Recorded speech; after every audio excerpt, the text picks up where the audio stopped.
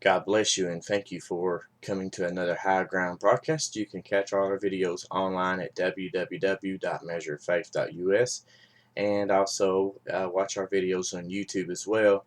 If I could title the message today, it'd be called Gossip, Nobody's Friend. And I'll be getting my scripture from the book of 1 Peter chapter 4 and verse number 15. And I'll go ahead and read the scripture to you. But it says, "But let none of you suffer as a murderer, or as a thief, or as an evildoer, or as a busybody in other men's matters." And where it talks about being a busybody in other men's matters, to me that's like gossip. You're talking about other people's matters, other people's business, and a lot of times someone will come to you and talk about brother or sister so and so, and then they'll tell you what's going on with them, and it may or may not be true. And then a lot of times people will pick up the phone or and nowadays get on the internet or text and talk about that person, and it just spreads and spreads and ends up, maybe it started out as the truth, but it spread so much that it may not be true anymore. I mean, the story just gets distorted as it's been passed along. So, Peter was warning against being a busybody in other men's matters. And a lot of times, if you're getting involved in other people's problems or issues, and instead of praying for that person, which we should do when we hear something about someone, we ought to keep it confidential if it's true or not. We'll just pray and ask the Lord to help that person. But a lot of times we'll spread that around, and next thing you know, that person gets hurt. They may quit church, or they may go to another church. It may cause a church split. A lot of times, maybe that person's family goes to that church, and it'll just split off the whole church. And so it's dangerous to do such things. So when you hear something about somebody, um, just pray for that person. And if the person telling you that is just telling lies, then you need to pray for them as well.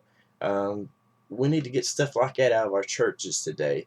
We need to get back to have more zeal and more love for each other, and zeal for Christ. And if we'll love our neighbors ourselves, then a lot of these problems like this will be eliminated. But I've seen this happen so many times throughout the years. Gossip and things and people being talked about and people getting hurt. And I thought it'd be a good topic today to address with you.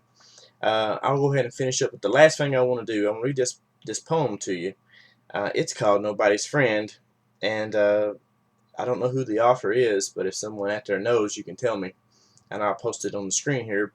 But I'll go ahead and read this poem to you, and then I'll go ahead and we'll finish up. But it says, "My name is Gossip. I have no respect for justice. I maim without killing. I break hearts and ruin lives. I am cunning and malicious and gather strength with age. The more I am quoted, the more I am believed. My victims are helpless. They cannot protect themselves against me because I have no name and no face. To track me down is impossible. The harder you try, the more elusive I become. I am nobody's friend. Once I tarnish a reputation, it is never the same. I topple governments and wreck marriages. I ruin careers and cause sleepless nights, heartache and indigestion. I make innocent people cry in their pillows. Even my name hisses. I am called Gossip. I make headlines and headaches. Before you repeat a story, ask yourself, is it true? Is it fair? Is it necessary? If not, don't repeat it." I really like that. And my father-in-law, the late Kenny Rice, had this, and I thought it was really good. Um, just put that in your heart today. Don't talk about people. Pray for them, and have love for one another. And before you tell a story, make sure it's really true.